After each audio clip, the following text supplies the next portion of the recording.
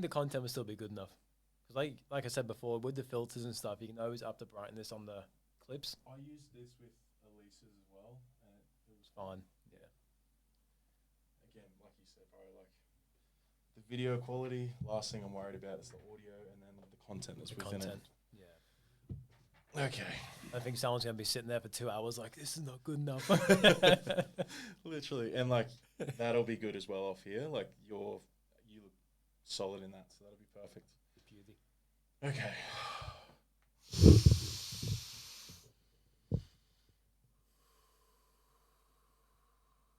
When was the last time you were interviewed?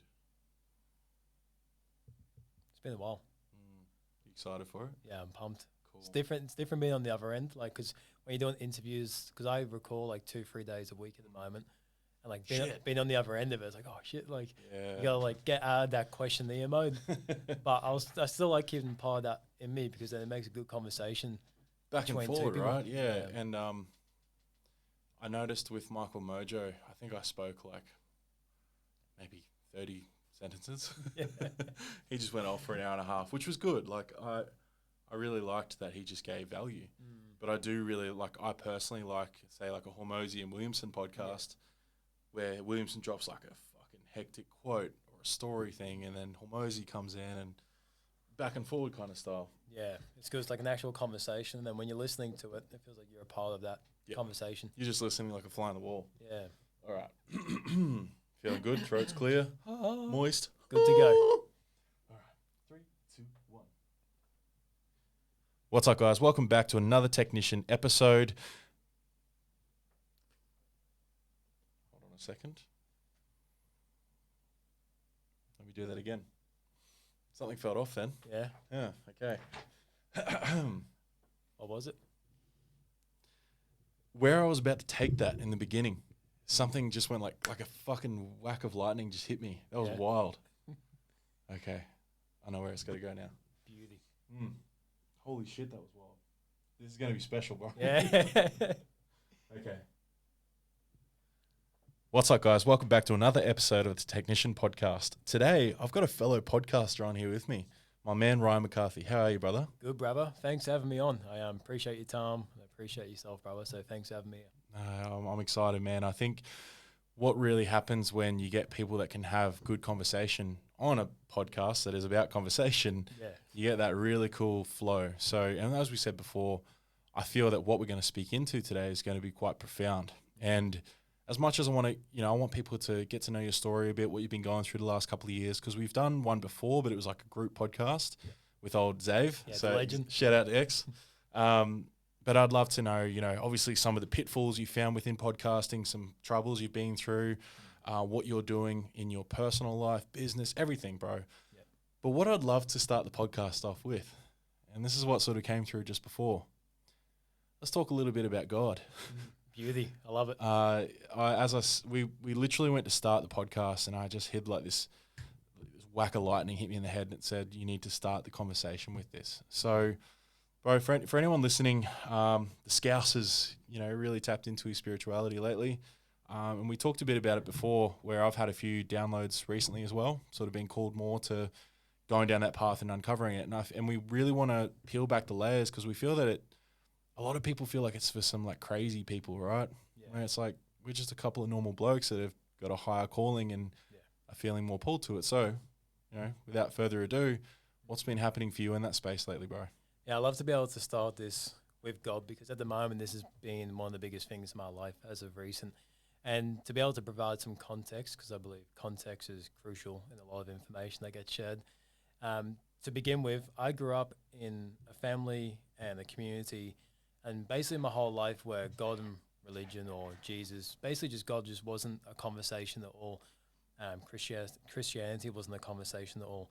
So about a year and a half ago, I believe the first ever time this happened to me when I was driving up to the Sunshine Coast, and I just got this random message drop into me, and what it said is that good and honesty will prevail. I was like, good and honesty will prevail. I was like, why am I getting these Is that a messages? rap lyric? Yeah. I was like trying to find Joey Badass songs to start going through my playlist. Yeah. But once I got that message drop into me, I kept getting loads of similar messages drop into me. And what I didn't know at the time was that some of these messages that were dropping in were verses inside the Bible, maybe like 2 or 3 sentences pulled together. And that And was word for word, like literally, like you could pull that directly from the Bible. I would say about 80% That's close wild. enough to Yep. it. So I wouldn't say it was like verbatim word for word, but it was close enough to really connect the dots to what was being said there. And at that point, I've never read the Bible. I've had moments where I've like read the first chapter about Adam and Eve and all that type of stuff. I've never done a deep dive into it. Then over a few months period, I was getting these messages keep dropping into me, and one day I was sitting on the couch at home, and I was like, I need to find someone that can actually vocalize this too, that won't see me as being crazy, like these thoughts and messages and what's happening within me. So I went on Google and I typed in closest churches near me, and then this one called Destiny Church came up, awesome reviews. So I called them up and I was like, this lady answered, her name's Dorothea. I was like, do you guys have like a pastor or like someone who does the talks and runs church? And she goes, yeah, Pastor Sean, I'll get him on the phone for you. I was like, hey, mate, I just want 5 minutes of your time to explain something to you and just want to hear your thoughts. Thankfully enough, he was on the phone to me for like 40 minutes. I was telling him about all these experiences I was going through. And he ended up saying to me at the end of the call, he goes, I'm not going to force you to come to church services on Sunday. Feel free to come down if you want to. So I sat there for about 2 days and I was like, should I really go? So at that time, I had the idea that church was full of people that are perfect. Church is full of people that don't align with me and my upbringing and who I thought I was. And then I was like, you know what? I'm going to go and challenge myself. I'm going to go not know anyone, put myself in that position and see what I can learn. Just observe the situation and see what happens. I remember when I got to church, the pastor introduced me to a bunch of young people around my age. And when I started conversating with them, they were just very friendly. Like, no one pushed God onto me. No one pushed Christianity onto me. Everyone just said, look, come hang out with us, just observe and see how you feel. And the moment I walked into that church, straight away, I felt God. That first song came on, and that song is called Rest on Us. It's a Maverick City song, and that hit me like you couldn't believe. Like, the lyrics just hit my soul. And then from there on, I was like, I'm going to start coming weekly and see how this connects me. Started going weekly, and I started to see God move in ways that I couldn't even put into words. Like, I saw miracles happen. I was getting more messages from God. And when I say I saw miracles happen, I was seeing God move in ways in my life. And not for me, it was the prayers I was giving to other people and seeing God work in that. And when I saw these actual manifestations come true, it was literally impossible for me to deny that God is here. And from there on, I didn't think I had to trust in God because I knew God. I didn't have to have that layer of trust there because it was a knowing. And from there on, I got baptized. And then every single week now, I go do Bible study. I go to my Sunday service. And my relationship with God is just a journey that I keep building with. Dude, that's beautiful. And I'd love to know, because I'm sure this is the first question and I'm like, this is coming in hard. How has your life changed since going down this path?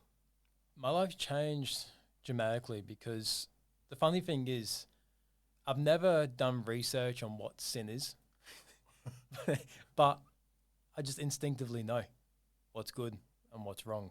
And it's changed my life in that way. I felt like it's taken away my desire to go towards pleasure and to do things that are going to be self-destructive. Like, it's taken away that desire to want to even go down that path at all. Damn. Because now I know what God has in plan for me. And I know if I keep building my relationship with God and do him proud, I'm going to live the best experience I can on this earth. Yeah, wow. So I guess, getting into this a little bit deeper, because as we said before, I've had a few signs come up, a few pulls towards it, and even people literally saying, like, I had someone message me and send audio message on Instagram randomly. Now I know this woman, she's beautiful, good friend of mine, but just randomly messaged me one night and it's like, Trav, I just got to tell you, I know you're not Christian, I know this. Like, she was very respectful in that way. Mind you, anyone listen, I do believe in it 100%, because there's too much happening and too much proof there for me to not believe in it. Yeah. And she just said, like, she was like, I'm being called to tell you that you are on a massive mission. You're doing this. You're part of God's, this and this, and you've got spirit guides that are part of this. Even Christy, and then one of the blokes at the Heart Led Warriors workshop, he does like Reiki and everything, and he pointed at the tattoo of Jesus Christ on his arm. He's like, dude, you're part of this crew. And in my mind, I'm going, what do you mean, bro? Because for me, like, I'm sure anyone listening, you've seen me grow, you've seen me evolve. And yes, there's been some pretty amazing things happen. But as Ryan just said before, when you're getting these things happen consistently and the time between them becomes shorter and shorter, you probably need to listen, right? Yeah. And ever since you listened and now are activated within that, you can see these things play out. So, I guess to give people a bit of perspective around how your life's changed, now you've said it has changed dramatically, what are some things you struggled with before this that are now seem like easy for you, essentially? I think it's more so the distraction to be able to deter me away from my path, which is when I said before I was getting the message of good and honesty will prevail. The reason I believe I was getting that message so much is because it depends how deep we want to get in this podcast. Fucking let's go deep. It's because I see a lot of evil and negativity and a lot of ill intentions. Deception, bro. That's the word that Deception. came through big. Yeah, a lot of ill intentions in the world. And I was like, if there's an evil out there, there's got to be a good. And then honesty's got to fight that and good's got to fight that. And that's what I felt like I had to stand up for, is going up against the evil, going up against the ill intentions and actually spreading more love in the world, spreading more good. I feel like it's changed my life in that sense where I really want to show up in the more loving character to everyone and anyone in a way where they can receive it or potentially walk away with it where they may think about not God, but just think about something that is different from what they may believe is correct in a negative sense, if that makes sense. That's big. So I guess if we could relate this to, say, somewhere on the Sunshine Coast, right? Let's make it really practical. You being up what you do, and can you just share with everyone what you actually do, bro, for a living? Yeah, so for a full-time job, I'm a case manager for a youth service. So I work with the young people, ages around 12 to 21. So now that you're like, that to me, that's a bigger mission. That to me is healing the world. That to me is doing something for the greater good, right? For the kids especially. So not a lot of people would know this, but from what I've heard recently, bro, is that Nambour is one of the biggest places for child homelessness. Is that pretty correct? Yeah, that's correct, yeah. That's wild. And do you see now, since you've accepted, the greater mission and, taking on your faith a bit more, has there been an increase in you being able to help more kids in your space? I see it in a way because the way I operate, I don't believe in influencing people with my beliefs. So I don't go there and be like, this is God, this God's real. Yeah. It's more so like, this is my beliefs and then being an example of my beliefs instead. But I think it's more so with the praise I've been praying and seeing the miracles happen through my praise that I put over other people's hearts. Then that's the change I see. An example I could potentially give is a young person was facing homelessness, and not facing homelessness, let me be real. The person was homeless, they had nowhere to stay and they needed something ASAP. That night I couldn't get them anything, but the next day I contacted one of my resources and they said we got 2 emergency accommodations within the 30-minute radius of where this person was staying. I said to get 2 places in a 30-minute radius is like impossible, because the night before the closest one I had was Cairns. Holy shit. That was the closest emergency accommodation. Then the next morning, 2 within a 30-minute radius. And I put that on, my belief is God. 100%, bro. By having that conversation with God and putting those prayers out there. Something I say a lot to my clients is like, and I'm sure a lot of people heard this before, old Tony Robbins is where I heard it, was where your focus goes, energy flows. Now, we could put this down to, as you just said, if your beliefs are so strong and your conviction is that strong, clearly you can call in anything you want in your reality. And if your reality is doing what you do, then that ripples out to the people within your reality, which is the kids, right? So who's to say that, as you just said, was not a miracle and something that you called in? Because this happens way too often for it not to be. Now, I 100% believe that. I 100% believe that you were able to make that happen because of your beliefs and that you were able to have that connection to energy, God, source, all the things. And because I look at what you're doing and I go, well, of course you're going to be backed. Of course, with what you're doing, you're going to be backed. I would even say that you and I are both backed in what we do with podcasting. Yeah. You feel that, right? Yeah, 100%. Do you feel like when you're talking on the podcast, it's like you disconnect from everything else and this becomes the most present thing in your life? Well, yeah, because there's nothing else that I can put my focus towards. Because as you know, as a host, I'm not sure if you do the same, but I'm assuming you do. But you got to think of questions while also intensively listen at the exact same time. So your brain's working 2 different parts at once, and you have to be so present in doing that. because you're not just trying to make your guests feel comfortable. You're not trying to just get the best content out there. You're trying to create the experience overall to be something fantastic and better each time. Spot on, dude. And I feel like at some point it goes to, who's to say you don't start channeling? Who's to say we're not in some sort of vortex where you're just having whatever it is that needs to be said coming through our mouths? Yeah, and right. like, and what I said before about because when I said before, the misconception I believe about church is that the people are perfect. Yep. And now that I've been baptized, I go to church. I'm a Christian. I believe in God. I'm far from perfect as well. Just because I feel less of a swerve to go towards the distractions that will usually pull me. Things used to be like pornography, one as an example. Sometimes you do slip up, and thankfully this year, 2024, I haven't delved into it at all. Congrats. But temptations are still there. I'm not perfect at all. But the thing is, as long as you keep building that relationship with God or yourself or whatever it is, so you can start overcoming these temptations that push you off your path, which you know you should be on. Because I feel like when we are on the path and we know our potential, sometimes we can implement self-sabotaging actions to get us back to a comfortable level, so we don't have to feel the fear or the uncertainty of achieving something that we know we should be achieving. I love that, bro. I feel one of the biggest things that holds people back, especially men, is shame. So they start shaming themselves because they're doing shit that they know they don't want to do. Yeah. But again, you know, coming from a place of self-love, you know, if there are moments where you slip up, hey, let's aim for one more day. Yeah. There's one thing I say to everyone, Ed Milet, I remember hearing it from him, and it's just like, hey, let's just get through one more day. You don't have to aim for 150 days or whatever. Let's aim it tomorrow, right? And if it's beneficial for you, how can it not be seen as a good thing, right? Look at as people have already heard, Scousy's life's changed for the better. Has your relationship with your partner gotten even deeper as well? I wouldn't say deeper because the way my relationship with Rianne has always been is being really healthy, really great. And I feel like more so how I show up in the relationship has changed, which I guess then in an extension could change the relationship in a sense where it's made a little dense in a positive way. But overall, my relationship with Rianne has always been something that's fantastic because like I used to hate talking about certain things because I didn't want people to see me as lying or bragging. But like me and Rianne never argue. We don't talk bad about each other. We don't put each other down. We don't do any of that. Instead, we have constructive conversations if we're not happy about something. And then besides that, we just show each other unconditional love. But bringing God into the picture, because Rianne's not on the path I am with God and having that relationship with God.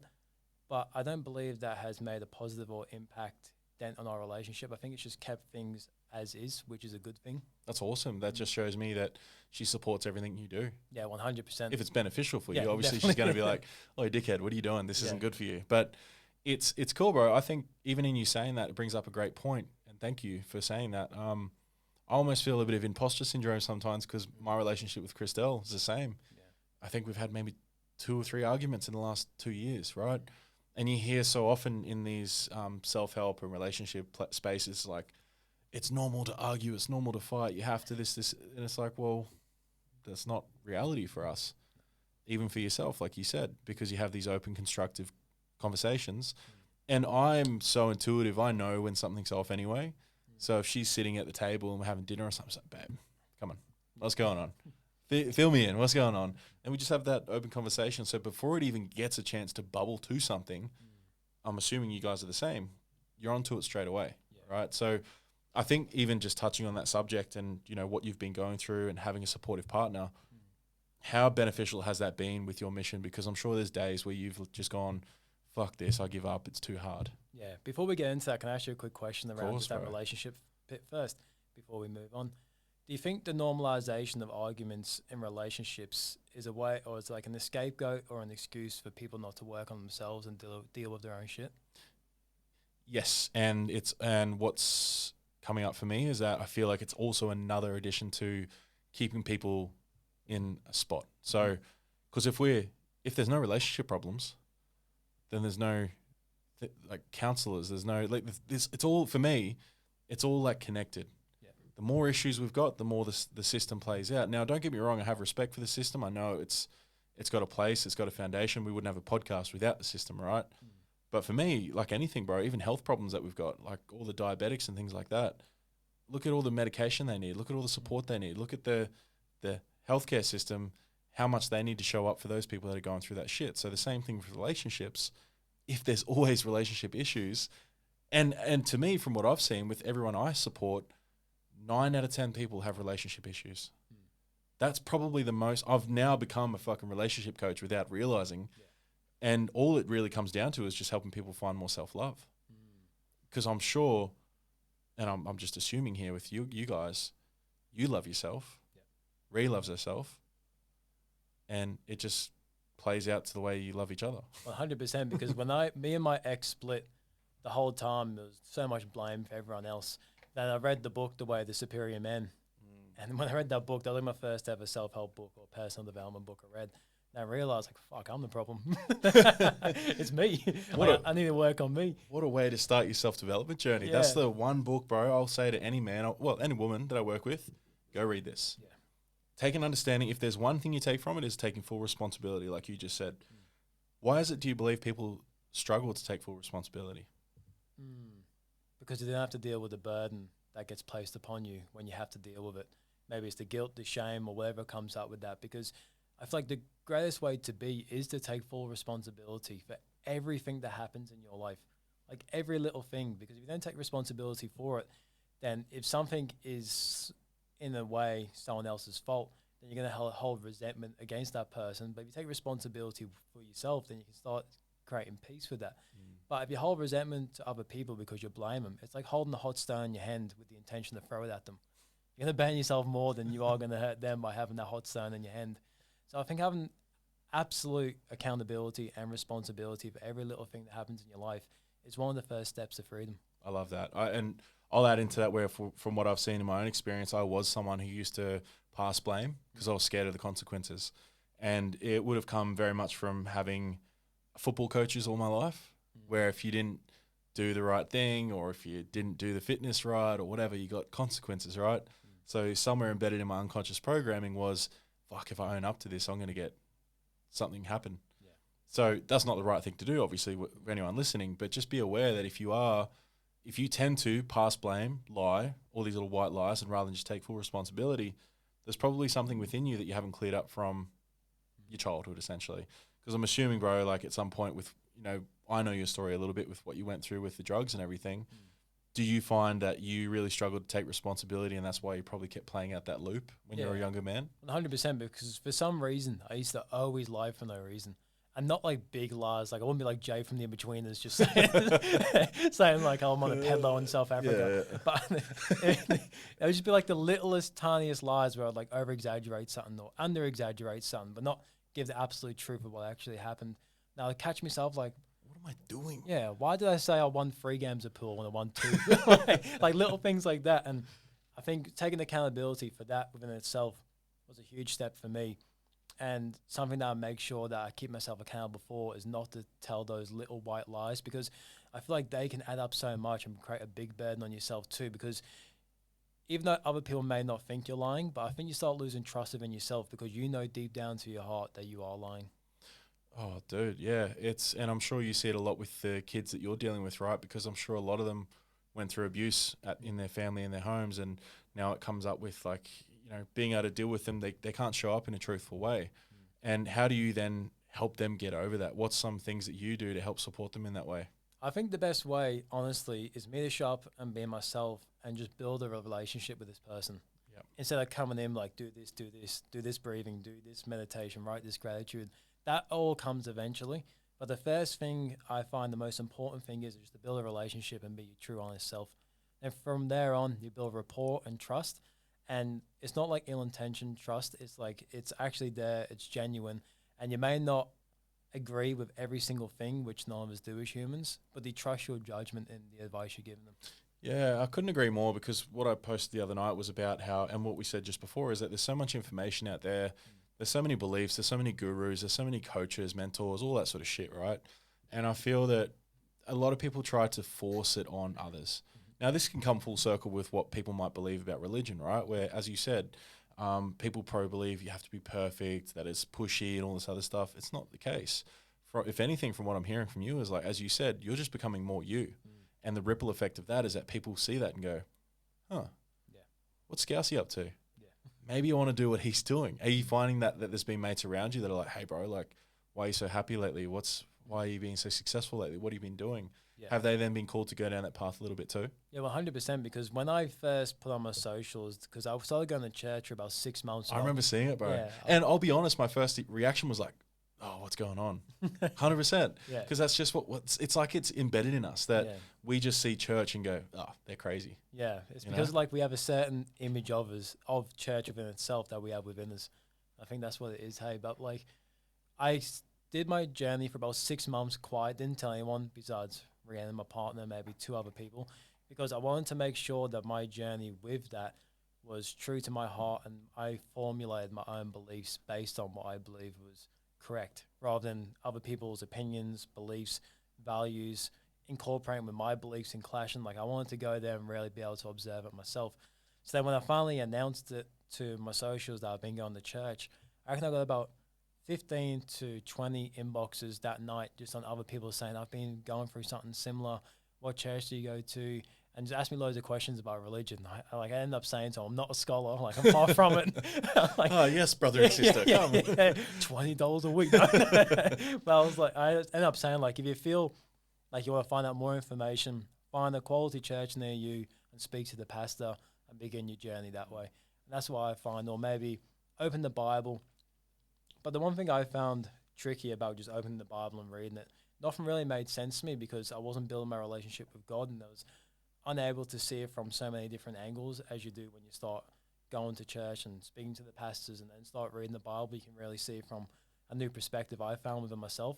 So I like to say to people when they are on that journey, go to church, speak to the pastor, and just observe the environment to begin with and see where it takes you. I feel like that's great advice for anything, man. I think people put too many expectations on anything that's new. And I've said this quite a bit before, where if I go to watch a movie or a TV show, I do my best to avoid the reviews until after, because other people's views on that movie or TV show might differ to mine, and that's okay. But I can formulate my own opinion on this. Did I enjoy this movie? Fuck yeah, I did. I mean, I went and saw Dune recently, and Dune 2. I loved it. Yeah. Some people hated it. That's okay. What is it do you feel that people need? It's almost like they need you to hate something as well. Do you feel like it's like just a human inbred thing where it's like, I want you to hate the same thing as I hate, so I fit in? What do you think it comes from? I believe it comes down to community and normalizing our feelings. So if we truly normalize how we feel, how we process things, then it doesn't make us seem different, because I'm a part of everyone else. We're all part of a pack. But I feel like that's why other people want to project that onto other people. So that way it creates more normalization within their own realm of life. But I believe if we stop having different opposing views in the world and we stop allowing 2 different sides of an argument, that's when a lot of bad things happen. Essentially, that's when war happens. When 2 people stop talking and then they go separate ways, bad things happen. But I think it comes down to really being able to communicate how you feel, but not do it in the sense where you're projecting onto other people to have to believe what you believe. Instead, like, this is what I believe. Let's have a conversation. Like, I'm not going to force you. It's not the end of the world if someone's listening to this. It's not the end of the world if I don't convince you that God's real. Like, this is my testimony of it, and you can follow your own journey after that, and you do it at your own pace. Yeah, I love that. What's something you've seen on socials recently where it's become like a common theme that you see people arguing about that you have a strong belief in? Oh, what's this one? Might get cancelled. It's loads of things. I think the first one that came to mind is the whole toxic masculinity. I know this is a hot topic at the moment, but toxic masculinity as a whole, and how it's a bad thing to be a male in the world at the moment. If you're a male, it's horrible. But we need strong masculine men, and we need feminine women, and we need all sorts of everyone, it creates the balance in the universe. But having masculinity in the world is so crucial, because if we continue to protest against masculinity, right, let's just say the person you're protesting against, you're going to end up, if you end up in a situation where violence is going to occur, you're going to end up calling a toxic masculine police officer to come and help you in that certain environment. But you need masculinity in all environments of life. Like if we take out masculinity, I feel like it's going to be a massive downfall in society, and I feel like that's where the West will collapse. Is this whole divide and separation, and to go into more of a general conversation around it all, like just take masculinity out of it. But the whole idea of creating two sides of every story and constantly trying to find a divide and constantly trying to find ways to get two groups of people to argue with each other, whether it's racism, whether it's transgenderism, whether it's LGBTQ and straight, whether it's God and atheism, like no matter what it is, constantly having a divide of two different groups and just clash them together. I feel like this is done purposively to take away the focus on what's actually going on outside of us. Because I believe if we are truly in an argument with each other, we're only focused on how we feel right now and what's happening in between us. We're not thinking about all the other shit that's actually going on in the world that's actually damaging us and pulling us in a deeper hole. Dude, well said. I couldn't agree more. And I feel what I'm seeing lately, and I even had an experience of it last night where I called a man forward. You know, he made up some shit excuse. I can't stand excuses because I know when they're shit excuses. I know when there's a genuine reason for you not being able to do something or show up. Now, this specifically was to show up to a session that I had planned for him. That was a gift, right? Yeah. And the time hit and the time went when he was supposed to let me know. And then I get the message about 10 minutes later. Oh, rah, rah, rah, rah, rah. I'm like, okay. So I had a choice. I could sit there and just accept it. Just be like, hey, man, all good. No stress. Or I call this motherfucker out. I obviously went with calling him out because that's what I believe I need to do in this world. When the timing's right, I understand that I wouldn't be a good mentor if I didn't know this, is that certain people will be at certain stages of life to be able to receive certain bits of feedback. Because if you're super jacked up, your nervous system's cooked and you're depressed and all these things, obviously me calling you out is probably not going to do too much other than send you the other way. Yeah. But this guy's just coming up with some shit excuses. So I called him out. And then a couple of hours later, he had a very reactive message to me saying, this industry is bullshit and that's all this stuff, which I agree with a couple of things he said too. Because being in this industry is tough, man. Being in this coaching industry is tough because there is a lot of bullshit in it. I agree. But same thing where I was like, man, I need to be able to take that feedback as well, not let it trigger me, which in the past, it would have really sent me down a rabbit hole of like, fuck him, I am good enough, this. Whereas last night, I got to see my nervous system and my response was like, cool, I see where you're at, you're hurt. And I just sent back a message saying, hey, bro, all good, no stress. Yeah. Moved on with life, right? But I know that at least saying what I felt was true to me, and by triggering that man, he has more of a chance now to going down the path of becoming a masculine man because he got called forward. He got called forward by another man, which is so important with it because, as you said, bro, this whole toxic thing, it was, I don't know the exact thing, but it was like built up in like an experiment from the 50s or something, right? It was like a word created around masculinity. Yeah. But what it's done is that it's tainted the word masculine itself and just chuck this little thing on so that now anything masculine is classed as toxic. Yeah. There's toxic traits from men. There's toxic traits from women. Yeah. There's things they do that are shit things to do, but there's all these buzzwords getting thrown around now, right? Everyone's getting called a narcissist when it's like, well, maybe they've just got some things they haven't dealt with and they don't know how to show up in the right way. So you're right, dude. I think there's always going to be a polarity though, I feel, but we can reduce the amount of polarity. So by me saying that to old mate last night, again, he might have a chance to then think about his actions and be like, yeah, he's right, I'm making up shit excuses. Maybe he now shows up better for his daughter and his ex, right? It's little things like that we can do. And, coming back to yourself, I'm sure, and this is what we wanted to do this podcast about, this is why you do the podcast. For moments like that. Yeah. For moments where you might do an episode with a masculinity coach and you guys touch on something like that and you get a message from someone going, hey, bro, I didn't realize I was being a dick. And what you said last night with that guest really helped me. Yeah. Why did you start doing podcasting, bro? In a roundabout way, coming back from what we just touched on, because of what I really want to get into is like your mission, some of the things you've really struggled with, because I know people listening are probably going to want to know, how do you start a podcast? What makes a good podcast? All the things, because a lot of people want to do it, right? And I would actually love to have more people doing this too. Same. But coming back to your mission and making this about you, let's start with that.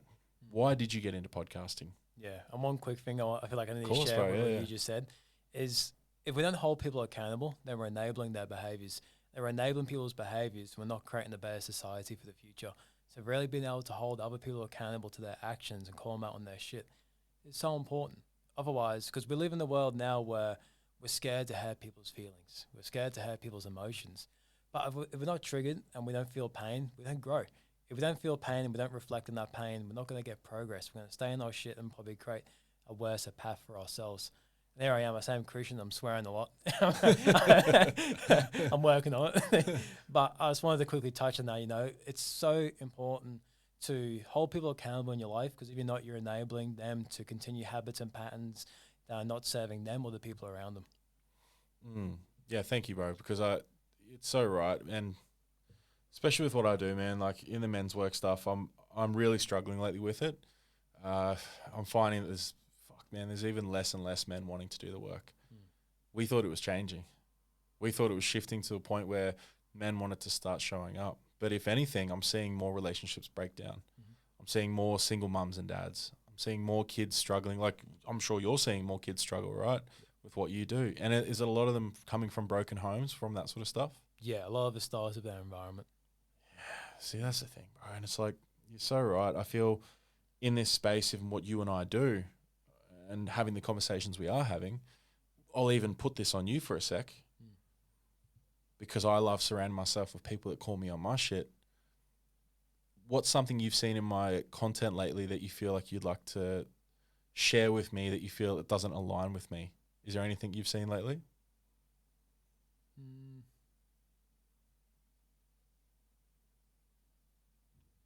No. I don't feel like true honest answer, no. That's cool. And I think because like what I do see of you, I believe is you. And also the second part of it is that I try not to scroll as much as possible to see any content to begin with. So the content I do see, I do feel like it is you, especially because the ones that I mainly see lately are like your more comedian ones. It's good to see like you bring that side of yourself out. Yeah, I appreciate that, bro. I think that can get me in trouble sometimes with the way I show up, because I'm not like, I hate being serious, bro. Like, I'm such a like light masculine / joker. Like, just everything's funny to me. It's very much how my partner and I, we're always taking the piss out of each other, watching funny movies and stuff like that. But I feel like that to me brings joy to people too. Yeah, 100%. And it's a cool way to learn. And I think it's I love, and I'm sure you do too, is Charles Missy. Yeah. Where he takes a piss out of like all the spiritual, holistic. I love how we go on tangents so quickly. We'll get into the podcast stuff. Yeah, we'll get back to it eventually. We're on a fucking wild adventure here, guys. Just listen in. And I'd love to actually even just touch on that real quick, because what have you seen in this industry with like I know have you done some coaching yourself, where you've had a mentor or anything like that? No, I have had a mentor, Yep. but I did do the idea of wanting to get into coaching. But once I realized within myself, when I stripped back the layers, I realized that I was adopting other people's goals. So As in clients or like other people you listen to? So people don't listen to. They will tell me you'll be a great coach. I'm like, yeah, I agree. I reckon I would be a good coach, but I don't believe that's my path in life. And I love coaches and mentors for what they do. Yep. But for me personally, it's not the path that I want to go on. And I've realized for about 6 months there, I was adopting other people's goals and attempting to become a coach. And the whole time I felt so much resistance, because when I stripped back the layers, it wasn't aligning with my principles or my values or even my mission with what I wanted to achieve in life. And you can make impact doing what you're doing, right? Yeah. I have that calling sometimes where I go, damn, is this another moment where I'm going through something that I'm really good at, but I don't love it? Yeah. I'm trying to discern between that right now, because football was my thing. I was great at it. I made it to the top of, the Australian League, but I didn't love it. And I'm going through a phase right now where, as much as I know I'm very good at helping people and mentoring people, and I'd say I'm a guide more so than a coach, because I don't like tell people what to do. It's more of a, what do you think? Yeah. What can because everyone's got everything they need within them. Putting it out there. Yeah. And it's like, For me, I really fucking struggle with selling and stuff like that. Like it just doesn't feel right to me. Now, I don't know if that's a limiting belief because I know we're always selling. We're selling our podcast when we're on it, right? Yeah. But I guess there's certain levels to it where like putting out all this like marketing stuff all the time and like, buy now and you get 2 months free or so, like all this shit. And it's like, I want to be able to just do this thing that lights me up, which is supporting people and helping people. And also not have to make it about, from what I see a lot of, it's like, I did a 40K month last month. Like, that's awesome for you. Yeah. But how about we focus on why we actually all started this, helping people, right? So, but again, coming back to the mission that you've began, what is it that got you into podcasting, bro? And how's the journey been the last couple of years? Because you've been doing it for 2 years now? No, 3.5. So Holy shit, really? February 2021. So You know what? Just over 3 years. You know what? I'm about the same.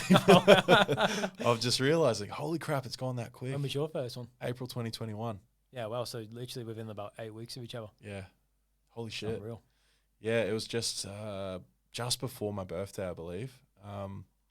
I had my little poster sit on the wall in the kitchen for about 7 months before I did my first episode. How long did it take before you did yours? Oh, ages. Probably at least, I'd say, a year before I actually did it. Yeah. What was coming up in your mind to stop you from doing it? That I believe I didn't have it within me to do it. I felt like I wasn't interesting enough. I was thinking that I didn't have any value to bring. And I was like, why would someone just listen to some random dude from Queensland just talk in the microphone? And that's what came up for me for so long. But it was when I started to build my online presence and start attracting an audience online, I was like, well, maybe I do have some value to offer. And that's what made me just pull the trigger with it. Dude, what episode are you up to now? So tomorrow, episode 99 gets released. Let's go. 1 off 100. I'm pretty sure I'm episode 95 on the next one. Wow. So we're very on Very par, bro. close, That's wild. And to think, I'm sure you've heard that stat where it was like most people don't make it past episode 3. Whoever doesn't make it past episode 20. Yeah. And then whoever's left after that, we're in like the 0.05% or something like that. Yeah, it's That's unreal. wild, right? So congrats to your mission so far, bro. I'd love to know a couple of things off the back of that. Is there an episode for you that stands out over the last few years? One that stands out. I believe, like, I don't want to sound cliche, but a lot of them stood out for different reasons. Like, it depends on the topic of what stood out. Like, I had this one lady called Kit Tomlinson come on. And my sister at the moment is studying, I don't want to butcher her course she's studying, but I believe it's nutrition dietitian, I believe. Sorry, Shen, if you're listening, if I butchered that. But I reached out to my sister and I said, hey, do you know anyone within your course who would like to talk about genetic mutations, vitamin deficiencies, inflammation on the brain and body, just through all the food and food and liquid that we intake?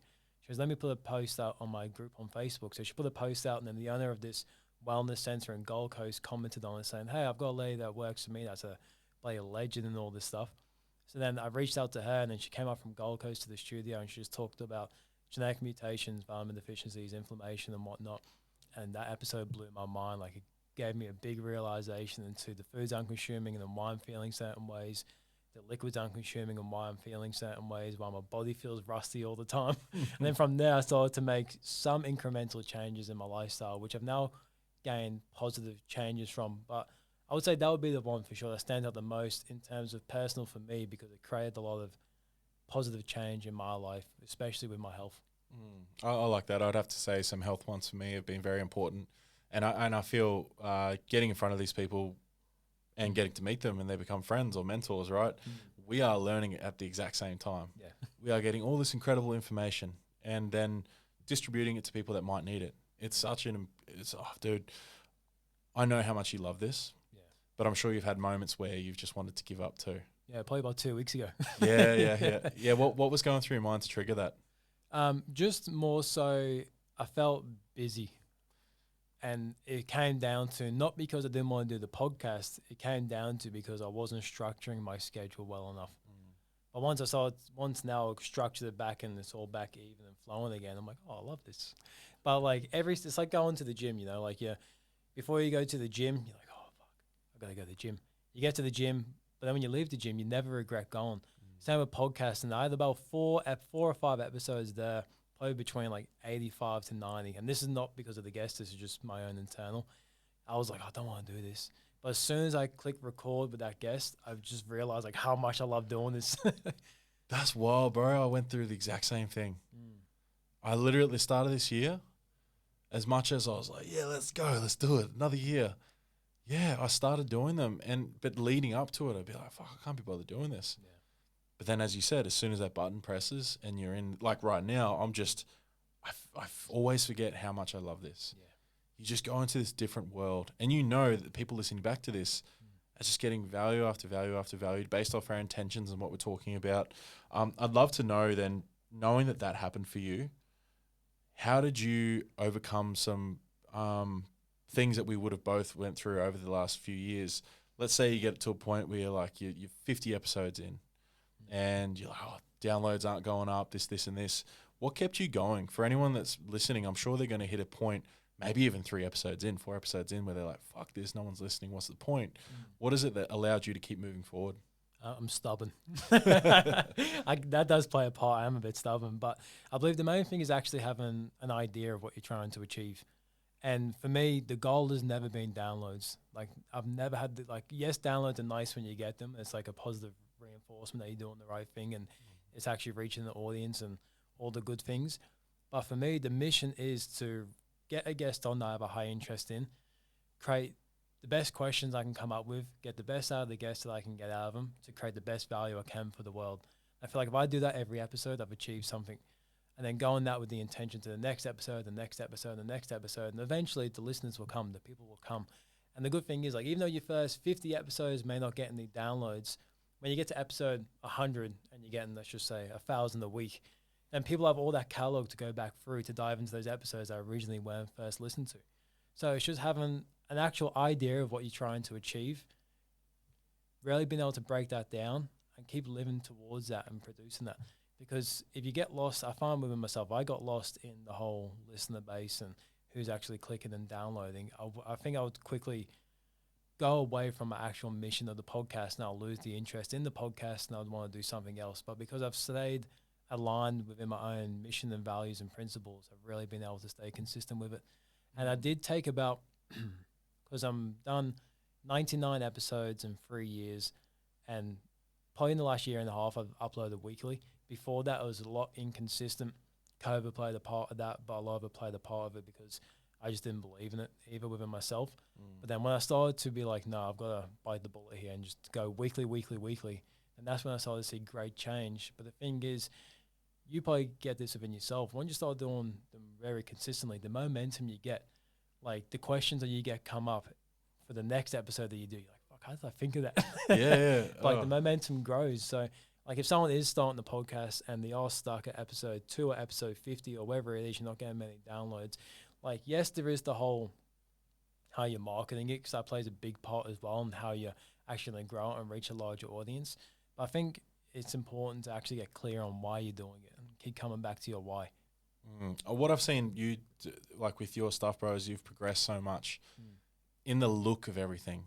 What helped you shift from maybe like not so great to like really clean, and like you can tell that when you see that black and green graphics, you know, One Talk's dropping. Yeah, I think it comes down to taking pride in my work and actually owning it.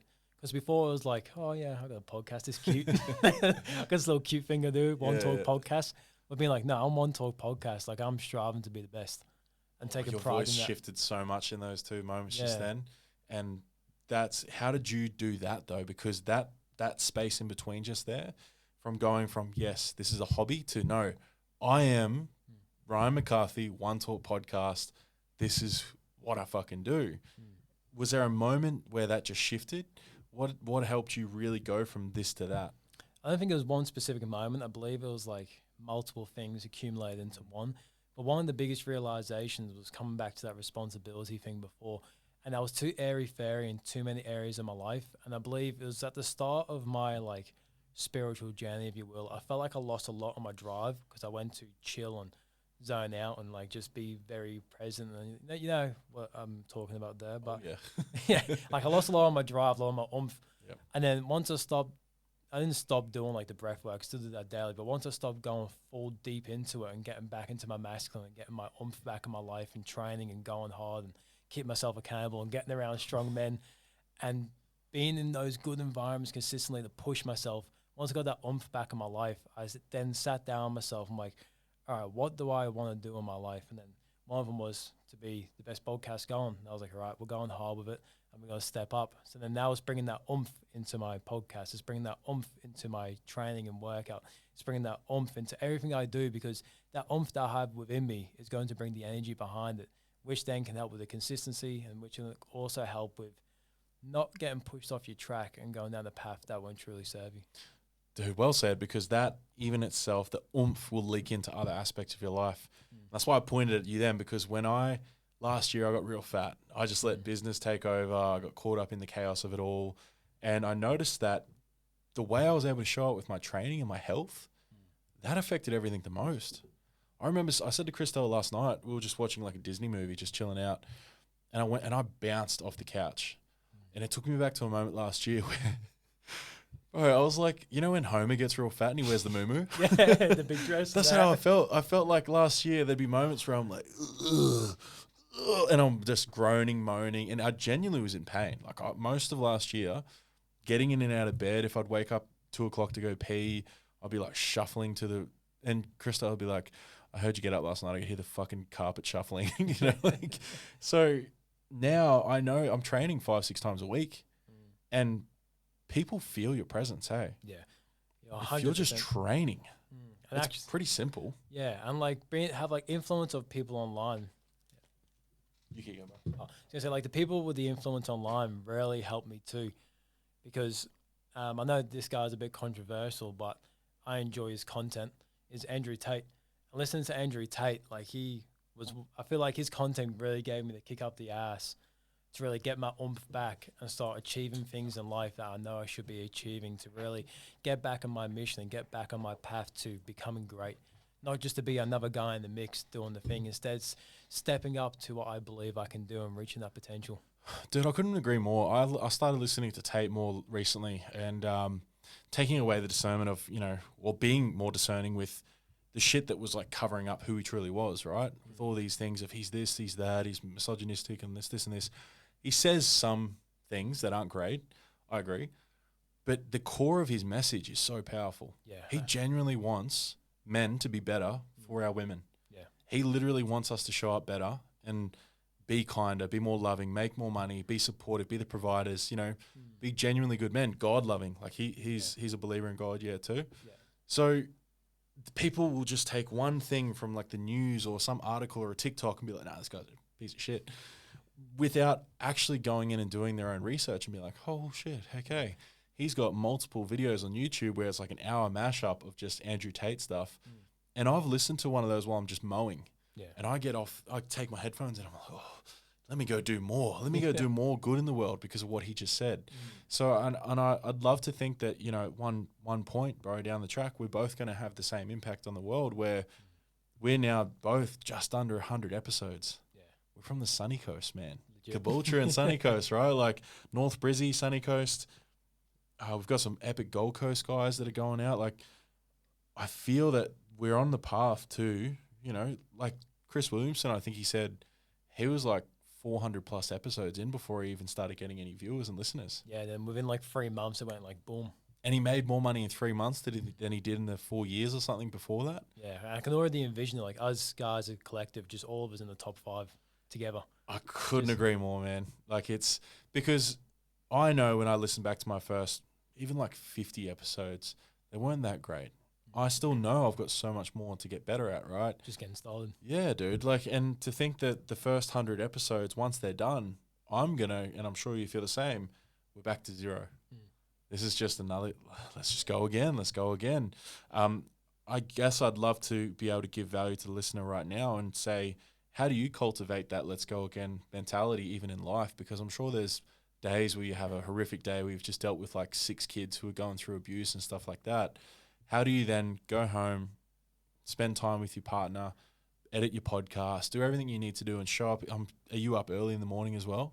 Like 6:45. It's not super early. Still, like you get up. Do you get home late as well? Yeah, I usually get home about 5:30. I go train, then I work on my business and do work till about 9:30, 10.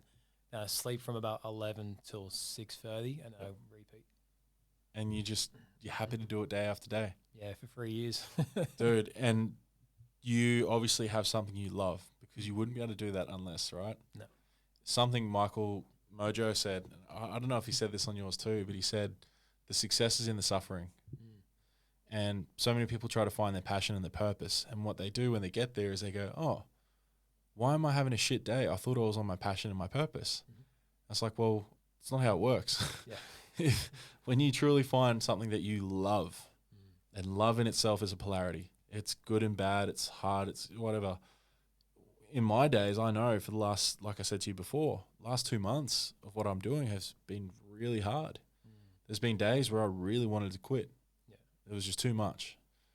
But you get to yesterday, or no, sorry, Friday. You get to Friday, and all of a sudden this download.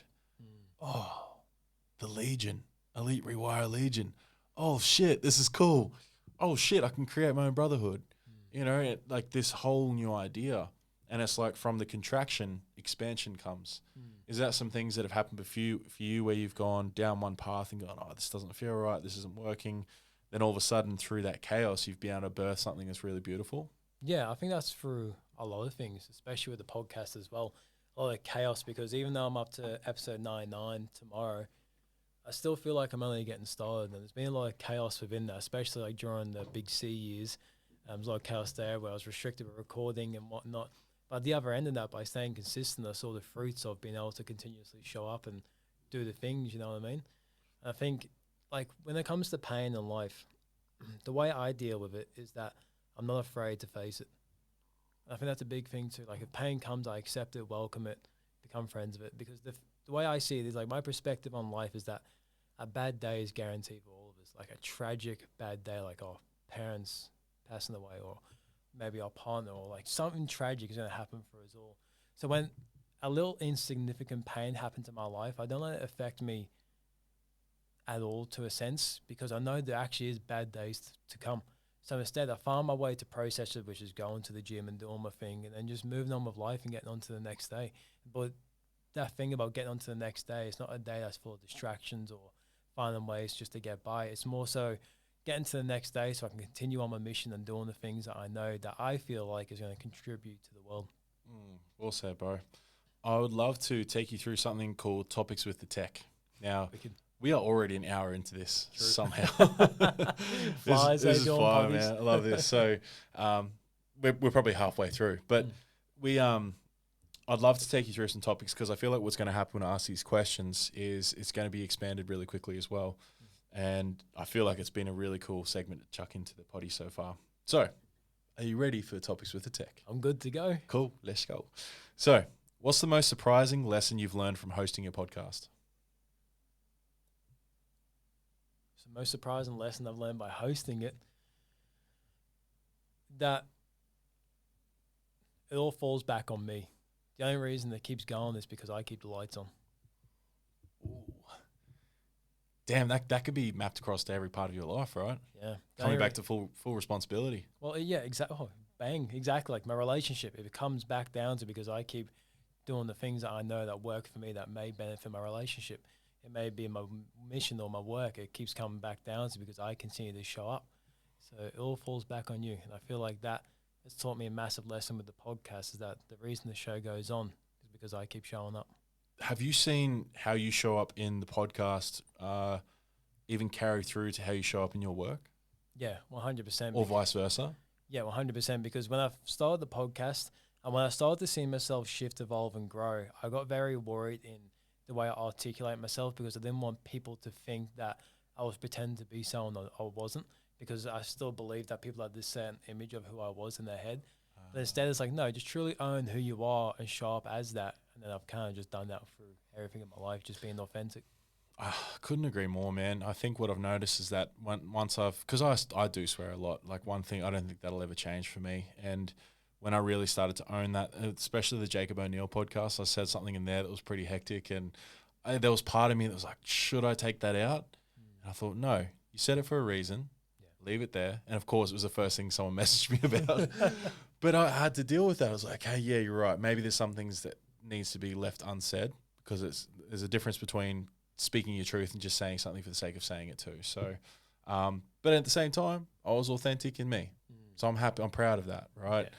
But there are moments where, let's say I've got a corporate speaking gig. I don't know if I'll necessarily be able to I'll still show up as Trav, but I might have to just tone the swearing down a little bit. 100%, because like we all have a certain mask that we wear in certain areas of our life. Yeah, we have to show bro. up differently. Yeah. Yeah. Like, you're not going to go to your job and just start swearing at all the kids, right? Yeah. Like even though I swear in this podcast, like I never swear in front of my parents at all. Yep. So like I there's just that. certain things you don't do in certain realms of life. Hey? Yeah, and there's got to be something there where we get told to, like Gary Vee's a big one for, it's like, I just swear, I do this. It's like, I feel like you do, bro. I swear it's like there's a difference between being authentic and just being like probably a little bit rude in some spaces too. Like there's us as humans, there's a reason why we get to be something as well. It's like, it's not necessarily fitting in, but it's just being inclined and, regarding other people's preferences as well. Yeah. Next question. Can you share a moment on your podcast that completely changed your perspective on something? I would say it comes back down to that episode with Kit, the health one. So my whole perspective on health, inflammation, and water. So the one thing I do now, I get freshly delivered Montville spring water to my house every fortnight. Shout out Montville. Yeah, so they bring me water every fortnight, delivered straight to the door. They're absolutely great company, and I think that was probably one of the biggest things for me, was just my whole perspective on health. What is that perspective now? That it's important. Because before, it was like, oh, just doing like the most loose things for no reason and just not actually processing any thoughts and just being on autopilot with the way I'm living life in terms of my dietary requirements, if you will. Instead, being a lot more conscious on what I'm actually putting into my body. Yeah, I have to agree, bro. I think one thing for me is that I learned something about just looking at the ingredients of things. I used to think eating a protein bar was healthier than getting something else, but then I look at it and I'm like, there's 78 different ingredients to make this one bit of food. And yeah, it's probably not ideal where I could just eat a boiled egg. And it's the cleanest source of protein you can get pretty much from a food, besides like steaks and things, right? So I agree, man. I think some of the things I've learned health-wise, especially like Toddy Jarrett, with what he went through, understanding gut health and, having gone and gotten through ulcerative colitis, which usually kills most people, what he did through the way of releasing emotions. Most people don't believe that, most people don't understand that suppressed emotions, especially anger, tend to cause a lot of internal issues. Like, even for anyone that doesn't know, one of the most common things that gets most men is like colon cancer. And where anger sits is around that area. Yeah. Right? So just have a bit of a think about that for anyone listening. One more thing would be, before we move on, is that every single person I've gotten on, including myself, we're all human. That's a big thing, because I think on social media or listen to podcasts, you can kind of put a gap between that, and you kind of forget, like, even when you see someone super successful, they're human too. Like every single person, we all have emotions, we all have thoughts, we all have patterns, habits, things we do great, things we don't do not great. But at the end of the day, we're all human. We can all relate with each other, and we can all get to any point in life that we wish to get to if we put in a certain action plan to get there. I want to see more of it, bro. I want to see more real. Yeah. Like, that's something I've really brought in, is as much as I'm a coach myself, and some people probably believe that you have to be this perfect person for people to want to work with you. It's like, no. Yeah. If I'm one step ahead and I know how to deal with depression in a couple of hours rather than 2 months, maybe someone wants to learn that. Yeah. Maybe someone wants to learn how to get out of a depressive state, but also even knowing how to find purpose in your life or live a comfortable relationship. Doesn't mean that I don't go through that same shit. Yeah. But I feel that there's also this commonality right now, is that people are trying to show their perfect life. And not just, like, I saw another coach posting their stories today, like a list of things they've gone through the last couple of weeks. And one of them was like, thought about quitting my business and go and get a normal job. Fuck, man, I still have that moment. Yeah. All the time, because this shit's hard. Yeah, it is. And to consistently show up, like the amount of times I've wanted to just throw everything in the bin with One Talk, like, because showing up every single day for like 6 years, It's not easy. And like we have a full-time job with that, with trying to keep social connections, with having the relationship, with then studying and learning and becoming better yourself on top, training as well, plus doing all the online stuff. Like sometimes you just have those moments where you're like, is it worth it? Because the outcome of it is, right, we have those days, well, I have those days, I'll speak for myself, I have those days where as much as I'm not focused on the downloads, it still hurts, bro, when you put so much time into something and you're not really getting much from it. Yeah. I know that's not the mission. I know why I'm doing this, because I care if I get one message from 20 episodes and one person goes, dude, that episode of such and such changed my life. Yeah. That's why I do this. Yeah. But I still, as you said, have days sometimes where I've just posted for 3 months straight consistently and no one gives a fuck. Yeah. There's still times where I go, what the hell am I doing this for? Yeah. Like you put so much effort into content to try and create to add value, and it just doesn't catch on with anyone. And it's just like, oh, I got to do this again and again and again. Then one eventually hits, and then it's like, oh, it's good again. But then you might go back in that path when no one catches on. But the good thing with podcasting, like if anyone has one, maybe with yourself as well, you probably had this with an episode. I had an episode that was about 2 years old and didn't have many. I'm trying to do the math right now. I think I had 400 downloads in 2 years, this one episode from 2 years ago. Then within 3 weeks, it did 4,000. Epic, bro. And I didn't market it. Like, it just randomly shot up. Do you remember the name of it? Yeah, so it was the Kit Tomlinson one. That's why it stuck with me as well, because I was looking at it a couple of days ago and I was reading it and I was like, I don't know how this has caught on with people, but all my other episodes are still getting missed. But this one's just, everyone's pumping it. Yeah. It's interesting, like, how you put so much work into something that gets no recognition, but 2 years later, people go back to it and find it. So you never know with the content that we produce now. You never know how that's going to be received 5 years down the line, that it might click then. Same with Chris Williamson, as we were touching on before. How cool is that we've literally got 100 episodes just sitting there now for the rest of our lives? Imagine when we have kids. Bro, and yeah. In like 30 years' time, they can listen to our podcast with the people we interviewed and see our journey, our evolution as a human as well. One thing that's really built for me is delayed gratification. I'm so good at it now, which is, leaked into my training. You know, as much as I've changed a lot in the last 6 months, my body and everything, I know my composition's going to take many years to truly shift to where I want it to be. And that's okay. Because I've seen what comes from just consistently showing up without results. Because, as you just said, bro, one day, and as Gary said, it could be episode 467. Yeah. All of a sudden, you're the biggest podcast in Australia. Which I know that's going to happen at some point. But sorry, before we go on, but I'm thinking now on the spot with me saying that I'm not so focused on numbers, but maybe that's a downfall as well, because I'm not focusing on the numbers to actually grow to become number one or become within the top 5. See, this is a great topic to touch on real quick, because by me saying I don't like sales and I don't want to sell to people, that's probably holding back me and the people I could help too, because selling gets a bad name for itself, where everyone thinks it's like that slimy style of manipulation, right? But if you're not selling and offering your services, you might be taking away the opportunity for someone to get the support that they needed. Yeah. Because what plays out is that bias in their mind where they don't believe they can do it. So you actually almost have to go, hey, it's okay, I've got you. Yeah. I can take you through this. This is the results. This is the 100 people I've worked with, which I think I have like 115 people now. So there's all these results and proof that it says this works for most people. Yeah.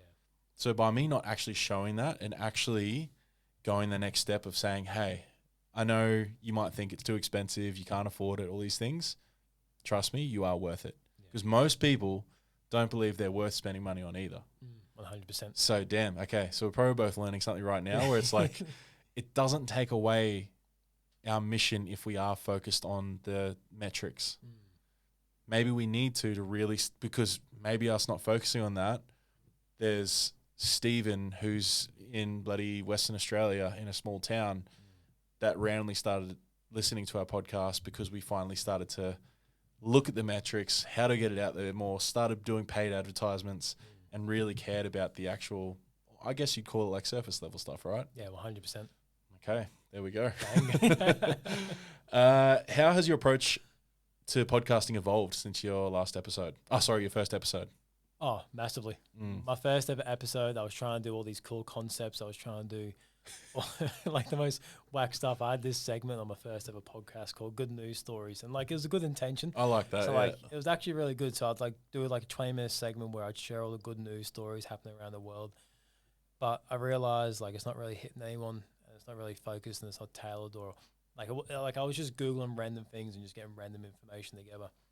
But the way now I run my podcast, it's not so structured because I went through a period, maybe episode 20 to maybe episode 50 something, where I was writing all the questions down. I would structure the conversation from start to finish, and it didn't feel like a conversation. It just felt like the person was on 60 Minutes getting interviewed.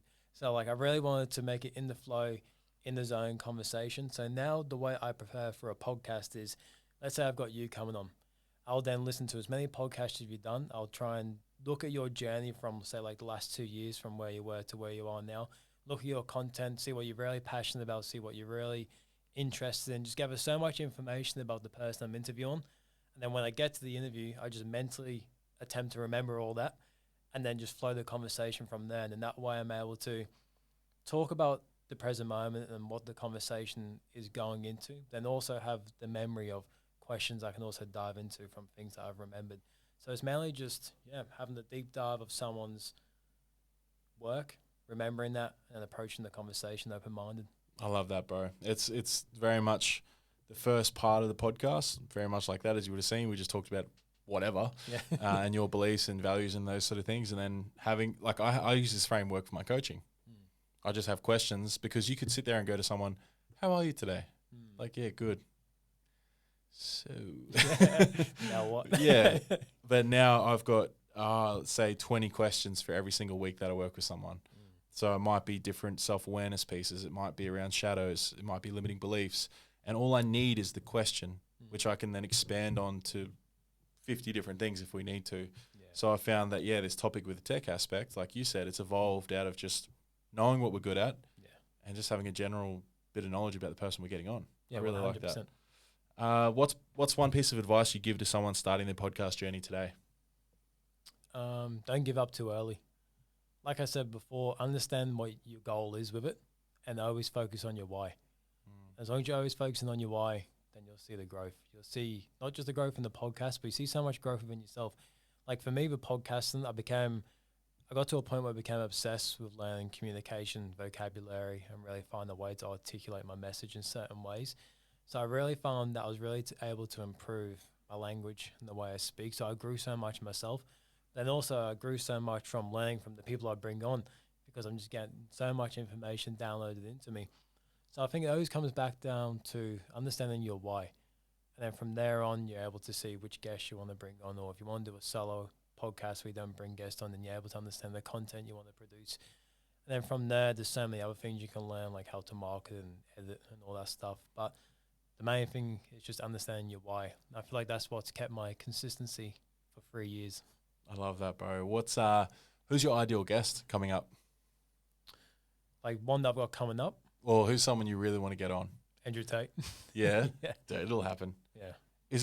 What's his background from the UK? He grew up in Luton, so he moved to Luton when he was 8 years old.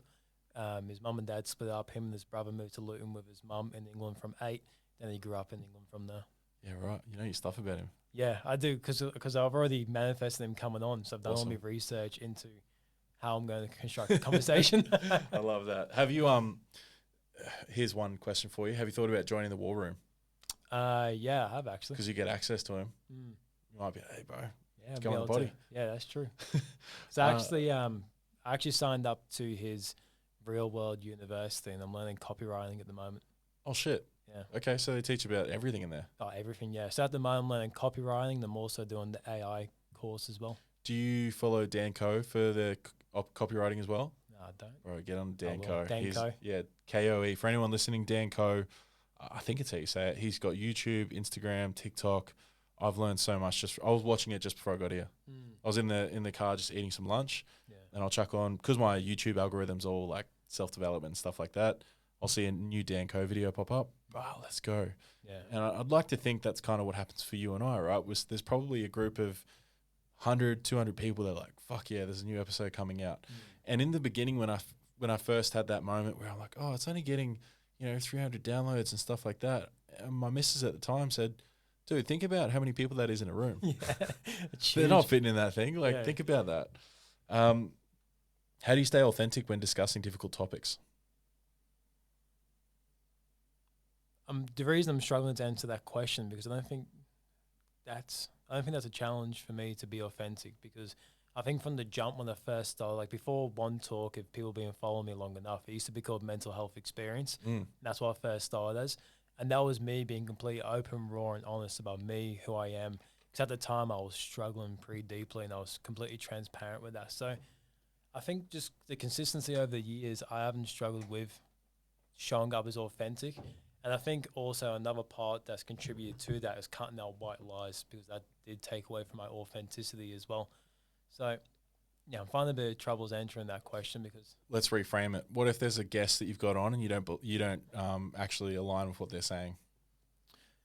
how would I approach that? Would you like go against it? I wouldn't go against it in the sense where it will turn into a debate. Instead, I'll ask questions to get different answers out of them and to try and truly understand why they believe what they believe. And then if I ask all the questions and it still doesn't add up in my mind, then I'll propose my beliefs and my ideas. But Cool. the way my brain works is I'm very curious. So if someone has a belief, now I'm like, why? So then I ask a question and try and get to the roots of it. And if I still don't understand it, then I will come back with my beliefs and then we'll have a discussion around it. I like that. What's the biggest risk you've taken with your podcast and how did it turn out? The biggest risk I took with my podcast was building a studio at my house. Oh, yeah. Yeah, that is big, bro. So when I built my house, I specifically designed a room for the podcast only, bought heaps of equipment, which was a lot of money, over $4,000. So buying all that was like a big risk because I was like, oh, no, I'm going from this guy who does, the little podcast here and there, low budget now to actually stepping it up and putting my money where my mouth is. So that was definitely the biggest step. But then I believe that gave me the belief to do this thing. Dude, even just the way the universe would have responded. Oh, this dude's all in. Yeah, and the one thing that we put the most value on is money. So when we're invested in something, we take it a lot more serious. Bro, I said this to someone the other day where they really don't want to be in the job they're in. And I'm not for telling people to quit their jobs straight up because if they've got kids, all these other things. But when I quit my job, something transpired. It was like no longer 1 foot in, 1 foot out. It was 2 foot in. Yeah. Let's go. I don't give a fuck how hard this gets. I am going to make this happen. 2 years in, 2.5 years in, it all starts to click. I'm doing coaching for a living. I'm running events, and it all went very quickly from there. So for anyone listening, if you have been thinking about starting a podcast or you're 3 episodes in where it's the cemetery begins, just keep going. Because if you finally decide that you're all in and you let's say, do you normally plan out, say, like 5 or 10 guests ahead, or do you just pick them as you go? No, I'm quite flowy. So I'll usually have like 3 weeks booked with about 10 people within that 3 weeks. And then I'll take like 3 weeks off, for an example. But then that 3 weeks, I usually like within the week get everyone together. I don't really have people in mind unless it's like Andrew Tate or Tony Robbins, like the big people I want to get. But I usually do my research, connect with people. It's usually people I've been speaking to for years, and we eventually connect, and then we just make the thing happen. Or I actually am working with this dude, Carlo, and he has like a podcasting agency. So he has a bunch of guests that he thinks will align with my podcast, and he sends them through, and then I connect with that person and see if it will fit. So it's been a lot easier lately because I have people come to me, whether it's individuals or agencies come to me to get people on. So it takes a lot of that research work out of it. But yeah, I think that would answer your question. That's actually, I've found something to be not hard, but interesting to navigate because it might sound weird to anyone listening, but sometimes it can be quite hard to find the time to even do that. Me personally, I'm sitting there going, okay, I've got to get this one out. I've got coaching. I've got this. It seems like there's a lot. And then you sometimes even forget like, oh shit, I've got a release date coming up. I've got to find someone, but as you said, and I've started to have some emails come through where it's like, hey, Travis, we've heard your podcast. What would you think of this person, this person, this person? So for anyone listening, once you get started and once you start really getting flowing, there's plenty of people that want to get on podcasts. Yeah. Once you get flowing, the heaps want to come on. And one thing that's worked for me is that I always make sure I've got 4 in the bank. Yep. Like 4 episodes sitting there. So I've got this one coming out tomorrow, and I think I've got 4 or 5 still unreleased. So I always be in the head. So if I want to take 3 weeks off, I can. So I've really Nice. got the episodes there for me just to tap out of it completely. So I think always having like, 4 in the bank for me, I feel like that's a great number to always sit on. Do you find you need a bit of a break sometimes? Yeah. So sometimes I'll go 2 weeks without even recording, without doing research, without doing anything. So I usually book in, like I said, heaps of people within like a 3-week period and just take 2-3 weeks off completely. Then just do it in chunks like that, because if it's every week on top of every week, I found myself losing interest, because it's like, all right, Tuesday is podcast day for the rest of my life. Instead of like, these next 2 weeks, I'm going to record 5 each week. That's 10 episodes. I was like, all right, cool. Now I can have like 3 weeks. Instead of doing the podcast on Tuesday, me and Rhiannon can go for dinner. Instead of doing the podcast on Thursday, me and my mate can catch up or something. You know what I mean? So it's like really creating more freedom overall, rather than being so rigid and stuck in a certain pattern every week.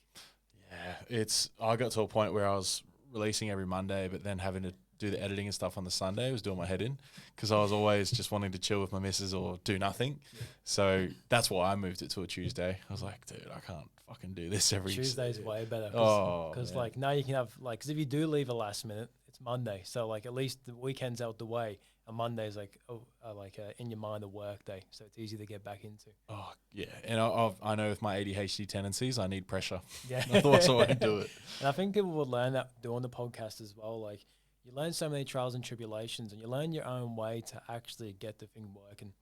Oh, dude, and segue into the next question. Like, how has your life changed since starting the podcast? Massively. The amount of networking like is unreal. Like because majority of my listeners are in America, which is crazy. Yeah, right. That's cool. Australia. So like most of my audience is in America. So my networking through people that listen to me over there to then getting loads of guests on America, Canada, England.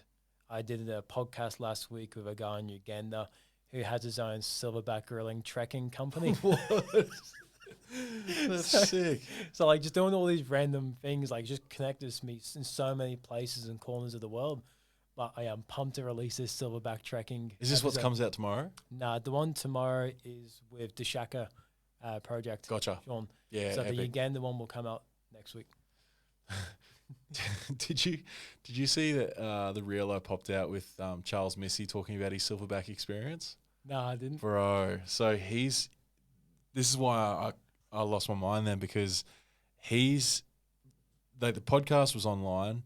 I'm definitely more of an in-person podcaster. It was still cool, but I know in person would have been much better with him. But anyway, there's part where he's talking about it starts with we get to the Congo, and then he tees it up so well, and you're there, you're in this experience with him. And he's talking about how when you get to the gorillas, you have to be like, like make the sound, and I was full getting goosebumps, and it was like 30 minutes of just talking about a gorilla experience. But I was just enthralled, bro. It was sick. Yeah. So I'm really excited for that one. That's cool. What's a common misconception about podcasting you found to be untrue? Common misconception. That's easy. Oh, I thought, you just get on the microphone and talk and that's it. It's so many hours, so much work, so much research, because you got to find the guest to come on. You got to do the research on that guest, and you got to think of a concept for the episodes that actually hits with the audience. You've got to get the person to come over, so you've got to figure out a time in the day. And once that's finally aligned, they come over and do the podcast. Then you've got to set up the whole studio, make sure it's all right, the lighting's correct, and then you record the thing. And that person leaves, and then you have to edit it all, and then you have to do all your marketing for it, and then you have to then put it up on your socials and release it, and then you've got to create your clips and shorts, and there's so much work to it that I did. Like, if I knew how much work it was, I don't think I would have solved it. And it's good you're saying this, because if you're hearing this right now and you've been thinking about it, just know the realities of this shit. We put so much work into this stuff. Yeah. I guess at the point now, it's easy enough to do the podcast, as in ask the questions. Like, it's quite flow now. But yeah, the pre and the post, and to actually just get it out there and share. Even I have days or weeks where I cut up all these reels ready to go, and I've somehow just forgotten to post the fucking reels. Yeah. And I feel bad for the guests, because I'm like, shit, I didn't give them a chance to maybe get 4 or 5 reels out on TikTok on my. Dude, I sometimes forget to just open my separate fucking Instagram account, my Technician podcast. Now that I've separated and put it into its own thing, Yeah. I forget that thing even exists some days. Because I didn't realize like how much time, energy, and money it would take to actually do the thing. But in saying that, I'm very grateful I get to do it because I absolutely love doing it. So I'm glad that I didn't know at the start and I just got into it and just winged it, because now I'm very grateful that I do put so much time into it, because it creates what I feel like is great content. But yeah, if you are starting, just understand that it's going to take a bit of time, it's going to take a bit of money, but the more you do it, as you know, Trav, is that the more you do it, the more easier it gets, like preparing, because you got your own structure and how you do it. You got your own way of setting up an episode. You got your own way of editing. You got your own schedule of doing things. So it becomes easier the more you do it. But just know that it will take time, it will take energy, it will take money. But you get to a point where you start delegating things, like the way we create our content and our reels and stuff. Like we're able to delegate in other sources to free up more time for us.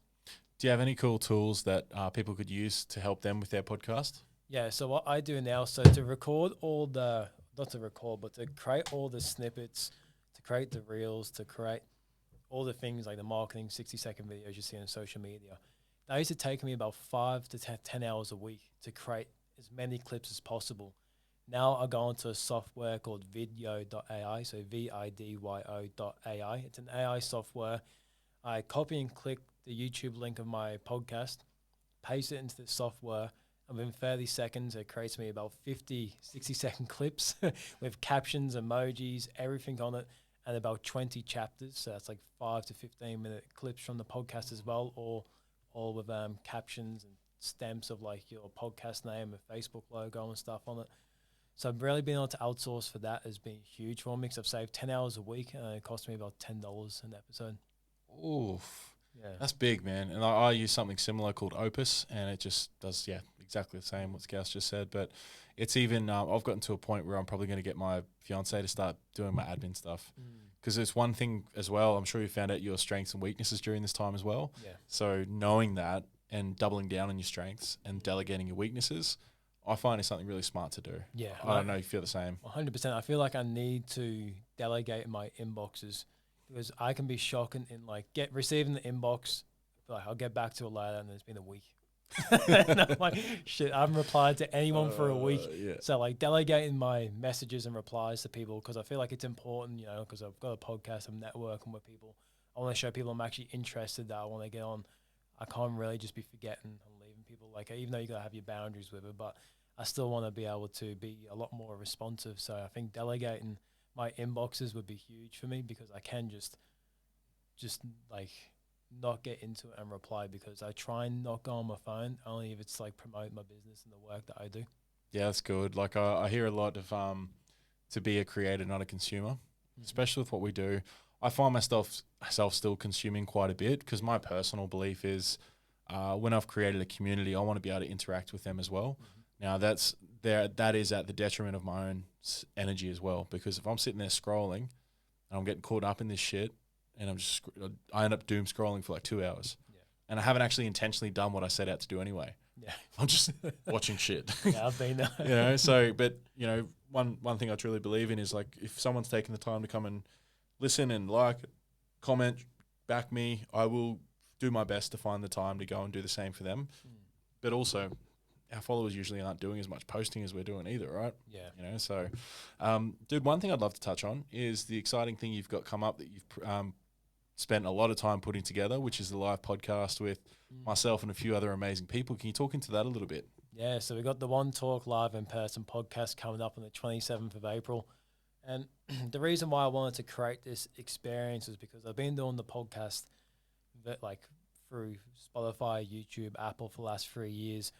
I'm really big on community and being around people. Like, I absolutely love just being around doing podcasts like we are in person here. But I thought, can you imagine how epic it would be if me and you're doing a podcast right now, and then people are experiencing this with us live, and being able to ask us Q&As and actually be a part of the conversation that we're having. And then on top of that, I was like, it's going to be me, Kiani Mills, Travis Cochran, Ryan Moresby White, Toddy Jarrett. Like, absolutely legends. monsters. And we bro. can all have this amazing conversation, have an audience of people be a part of it, and not just be a part of it by sitting there and listening, but actually engage with us and ask us questions and be a part of the conversation and really create just an epic time, epic environment. Dude, I'm really looking forward to it. And is there a capacity at how many people we can have in that space as well? 80. Dude, like if you want to be a part of that crew, that is something you don't want to miss out on, because if you can get 80 people into that space, I already know the energy that we create together when we all catch up and have conversations. I know what Todd and I, like even I'm in a group chat every Tuesday of myself, Ryan, Toddy, Eugene, and Charlie Owen. Yeah. Dude, the conversations we have for 2.5 hours, Yeah. people get to be a part of that. And we get to be a part of their conversations. Because one thing I always try to get across to everyone, no, I do get across to everyone, is that I don't perceive myself as better than anyone. I don't sit here and go, I'm the technician, I'm this. I know I'm special because I want to love myself. But the way I see it is that I'm nothing without the people listening. My community is everything. And I'm the same, bro. I'd love to be able to, I almost get frustrated sometimes that I can't give out more free shit. Yeah. I'm almost, because I think what happens is people, they've been burned by other coaches and things like that. And I'll just sit there and I'll go, who wants some free coaching? Yeah. And they think, what's the catch? Yeah. Nothing, bro. I just want to help you. just let me fucking help you. Yeah, let me do it. Let me give you free shit. But it's like anything else, any other time they've been given this, is like, now let me sell you into my premium package. And like, bro. So this is another in-person event where it's like we just get to go there and literally just be us. And also, like you said before, like One Talk podcast wouldn't be anything with other people listening. And like this is my way to also show gratitude for the people that do listen as well. Like to be able to connect with them in person, be able to thank them, and really connect with them on a personal level. Because if someone's been listening to 100 episodes of One Talk and the episode averages 90 minutes to 2 hours, they've heard my voice a lot. It's like I want to be able to hear their voice now. Yeah. Like, really connect with them and create that personal touch. Because at the end of the day, like One Talk, the only reason it keeps going is because people actually listen. Is it going to be recorded that day? Yeah. Oh, It's gonna be God. recorded. Okay, that's cool. This is a question that just popped in. Is there a way that we could get it sponsored for a few tickets to get a few of the kids that you support in there? Potentially. You know what I mean? Yeah. Like, is there a way that we can get some of them in there where, because I'm sure there's space. Let's say we get 5 or 6 of them in there, right? Fuck, how life-changing would that be? Yeah. Especially up in Nambour, bro. Yeah. Especially on the Sunshine Coast, because I think it was you, correct me if I'm wrong, but I think you told me the statistic about Mountain Creek or the Yeah. highest suicide rate in Australia, was it? Yeah, bloody Leon Stensholm, bro. He runs an incredible gym here on the coast, and he said, yeah, Mountain Creek's got one of the highest suicide rates in bloody Australia, Yeah, wow. which to me sounds fucking wild because it's just up the road. And like, look at the environment. Like, you come to the Sunshine Coast, it's like the least place you'll actually expect that to be happening. This Right. is, I'd love to touch on something real quick, bro, if you're open to it. Do you watch a lot of Spaniard? Yeah. I love Spaniard, right? Yeah. So I see him going into the hood and all those sort of things. I'd love him. I know we're not the hood, Sunny Coast, but I think people would be surprised by what actually goes on behind the scenes. Is there shit that you see with what you do that people would be like, okay, this is actually worse on the coast than we might have ever thought? Yeah, I think it's just a lot of what we don't want to believe that's actually happening in the world, like the truest, harshest things you can think of, like sexual assault, child abuse, human trafficking. Under 15, hey? Under 15. Like, I'm getting this lady on my podcast tomorrow. I'm recording the episode with her, and she is the team leader for Red Cross for human trafficking. And if you actually look at the statistics just in Queensland of how many people are getting human trafficked today, it's unreal. If you look at how many people are getting trafficked on the Sunshine Coast, like, you wouldn't believe it. Oh, what? But these things are happening daily in our community, but we don't actually see it happening because it's not in the news. It's not like public knowledge. But if you actually go into the communities and you actually see what's happening, like, it's quite bad. Holy shit. Are we allowed to talk about this right now? Yeah. As in, like, can I ask you a couple of questions? Yeah, That's cool. I'm not well, like, deep Yeah. into it, but I'll Yeah, share I just what wanted I to make can. sure. Yeah, it's just because, fuck, I had no idea. Like, I know child trafficking's worse than people think in Australia. I had no idea it was happening that much on the sunny coast. Yeah. So, from the minimal maybe stories you may have heard, is it happening more? it's not like kids are getting snapped up off the streets when they're just walking about, but there's organizations where they're getting like drawn into like homes and stuff, and then people are like taking them around, sort of thing. It's a mixture of that and also grooming as well. So it Oh, could be okay. like a couple of years in the making of grooming people, and then eventually you build a relationship and trust with people, and then it turns into doing favors and stuff for people. Yeah. Okay. Okay. That makes more sense because I've got friends that have, family that have gone through it, and you can get caught up in it so quickly if you don't have the right support around you. It's like they think they've found family. Yeah. They think they've found like an older man or something that cares about them, and all of a sudden, as you said, they're then in that community that doesn't have the right peace of mind for them. So, Yeah. shit, man. That's the thing. A lot of the community can have this certain perspective on young people. Like there's this massive thing about youth crime at the moment. Yeah, huge. But the way I see certain people in the community approach that is to demonize them, which is not going to be beneficial at all to the young people, the community, or the person that's doing the demonizing, because we're not helping these young people with the help they truly need. Instead, we're just making them feel more like an outcast, which is going to continue the pattern, which is going to make you feel more scared in your community, which then is going to create more crime in your community, which is then create more of a divide, instead of actually approaching it with an open heart and thinking of a way you can maybe contribute. And I don't mean contribute in the way where you have to go and volunteer 8 hours a day. Yeah. I just maybe a simple hello or to a young person that you see in the street and just ask them if they're okay, or like whatever it may be. Like just the simplest little changes can make a massive difference in the community. Dude, thank you for bringing this topic up because this just happened the other day. I was at the gym I'll go to Club Lime. And this is just in Maroochydore there, near Cotton Tree. And I got out and there was this young lad just sitting next to one of the buildings of the businesses just smoking. Looked really sad, wearing, your typical, what people would say, Eshe sort of gear. But he just looked fucking sad. I was like, hey, bro, you all good? And he said, yeah, man, or yeah, lad, I'm sweet, or something like that. But you could tell that just someone caring about him really shocked him, but also made him feel a little bit better. Yeah. And that was just me taking fucking 3 seconds to be like, hey, bro, you all good? Yeah. And it doesn't take much. Like, brother, you good? Yep. All right, sweet. And in his mind, it goes, okay, shit, people actually see me. I'm not just an invisible piece of shit that's sitting on the path here at 11 o'clock in the day that people, I'm sure most people, I'll just assume because it happens all the time, people walking past, look at this fucking deadbeat. Look at this.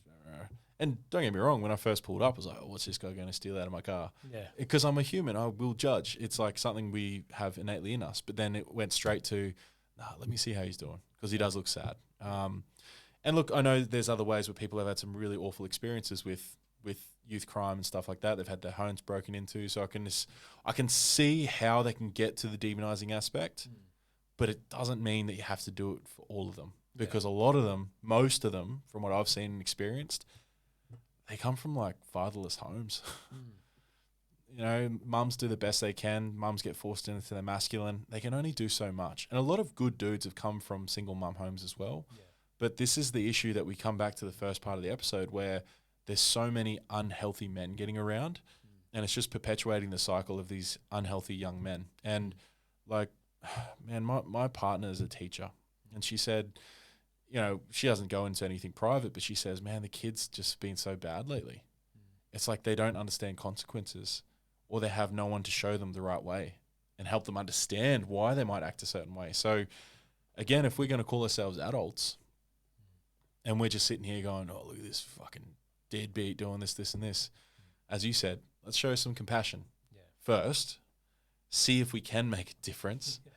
And hey, not everyone's savable or whatever you want to call it. Maybe people need to want to change first too, especially in the industry I'm in. But at least if you have a good heart about it from the start, you can know you at least how to try it changing it, right? Yeah, and I think it comes down to like just not stereotyping a group because of a minority of people. You can't make the majority of what the minority does, like in anything in life. It's basically racism, right? Yeah, like anything, like like you can't just stereotype a whole group because out of 100 people, 2 of them did something unhelpful or negative or whatever it may be. There's still 98 people there that want to do good, they just don't know how to do good. it's wild to think that I forget sometimes that I've been categorized myself. Not only a little bit of racism because of when I was younger, I looked super Asian.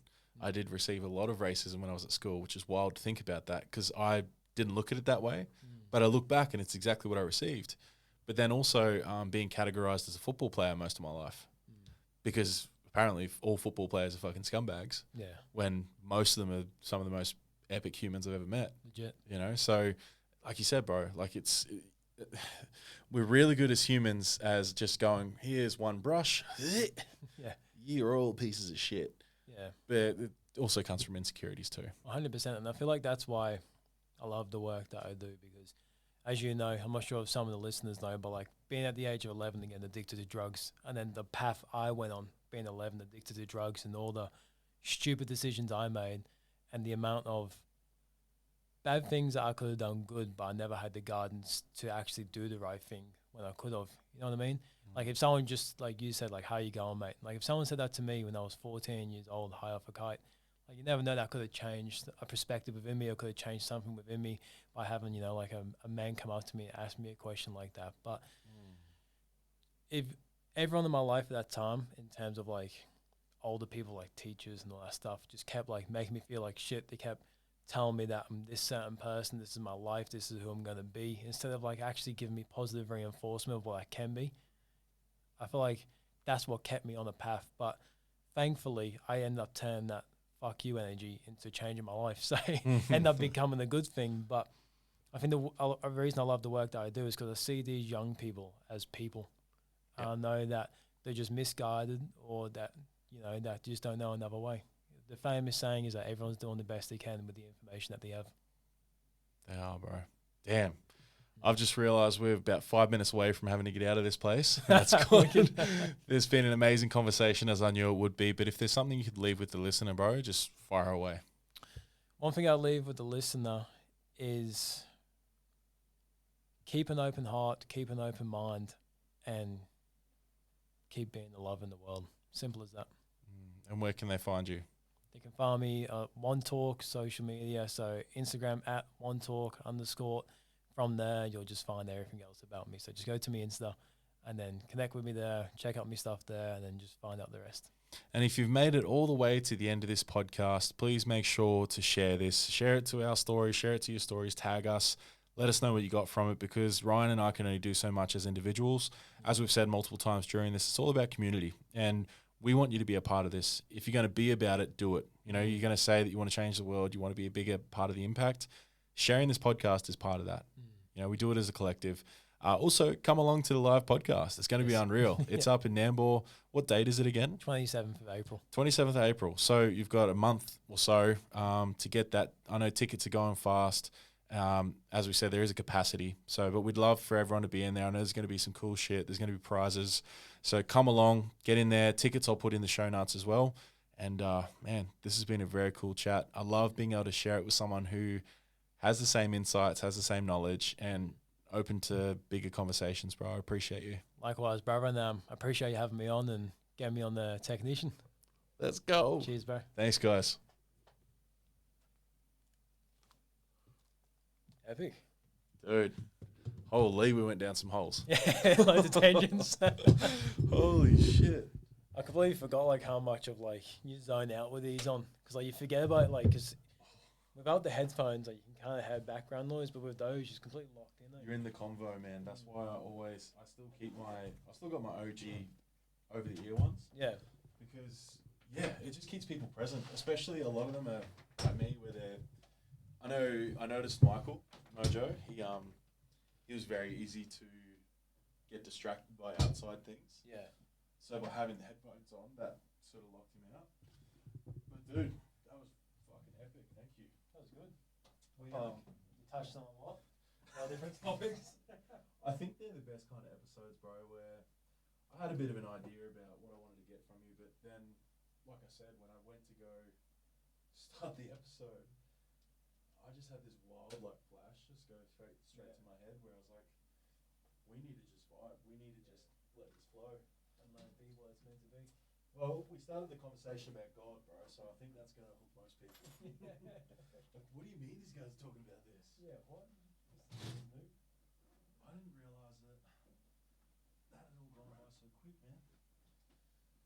I might just give it a quick little wipe down. What do you got planned for the rest of the day, bro? I'll go to the gym this Ivy. I've edited my podcast for tomorrow. I just got to drag it onto the YouTube thing so it actually gets uploaded. So I dragged that to that and my RSS feed. And then besides that, Rand's never seen Game of Thrones before, so I finally got her into it. No way. So I'm like finally rewatching it for the first time, so I'm pumped as to like keep watching it with her. I guarantee